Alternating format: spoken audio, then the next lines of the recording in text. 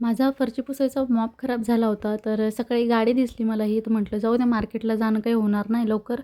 तर सध्या खूप फजिती होती आहे, खाली बसून पुसावं लागतंय, तर कमरेचा त्रास खूप जास्त सेक्शन नंतर.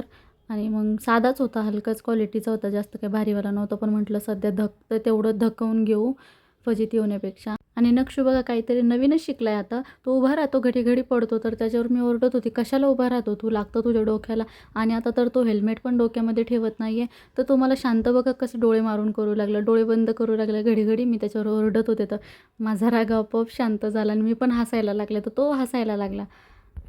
आणि तुम्हाला माझी सी सेक्शनची स्टोरी ऐकायला आवडेल का? मला कमेंट करून कळवा. आणि आपलं चॅनल आता खूप छान ग्रो करत आहे, तर असंच सपोर्ट राहू द्या, तुमचं असंच प्रेम राहू द्या. आणि नक्ष आता रोज नवीन काहीतरी शिकू लागलं रोज नवीन काही काही ॲक्टिव्हिटीज करू लागला आहे. आणि दुपारी बघा मी गुटी बाहेर वाळू घातली होती, कारण आज ऊन पडलं होतं, तर तर मी त्याला सोबत घेऊन बसले होते. म्हटलं लसूण पण सोलून घेते, टिफिनसाठी लवकर होऊन जातं मग हे काम तरी. तर त्याला गुटी दिसली, त्यातनं त्याने काडी काढली एक खाण्यासाठी. तर तो तिकडे तोंड फिरवून बसला आणि म्हणजे मी बघावं नाही, मी ओरडावं नाही म्हणून माझ्यापासून त्याने तोंड फिरवून घेतलं त्या साईडला. म्हणजे एवढ्याशा लेकराला 9 महिन्याच्या बाळाला कसं समजतं? आणि मी खूपच जास्त शॉक झाले त्यावेळेला.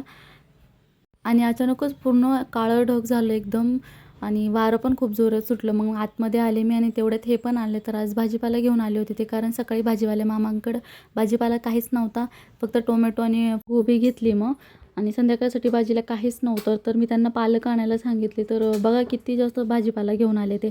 आणि आता पावसाचं जास्त काही घेत नाही मी, रोजच्या रोजच आणायला होते किंवा घेते वाल्या मामांकडं असलं तर. आणि पिहूचं खूप दिवसापासून चाललं होतं ड्रॅगन फ्रूट खायचं, पण ते रेडवालं तिला अजिबात आवडत नाही. तिला व्हाईटवालं खायचं होतं, तर ते कुठेच भेटत नाही. काय दुष्काळ पडला आहे त्या ड्रॅगन फ्रूटचा काय माहिती. तर यांनी खूप शोधलं, शेवटी गावामध्ये गेले ते आणि तिकडनं त्यांनी घेऊन आले. आणि ड्रॅगन फ्रूट बघून ती खूप जास्त खुश झाली. आणि आज संध्याकाळचा मेन्यू होता मलाई पालक पनीर आणि फुलके. तर फुलके गॅसवर शेकणार होते, पण पिऊ अचानक आली आणि म्हटली, "नको, मला गॅसवरचे नाही आवडत, डायरेक्ट शेकलेले. तू असं चपातीसारखं शेक." तर तिला बोलता बोलता माझी पोळीच करपून गेली. तर कसा वाटला व्हिडिओ? सबस्क्राईब करायला मात्र विसरू नका. थँक्यू. बाय.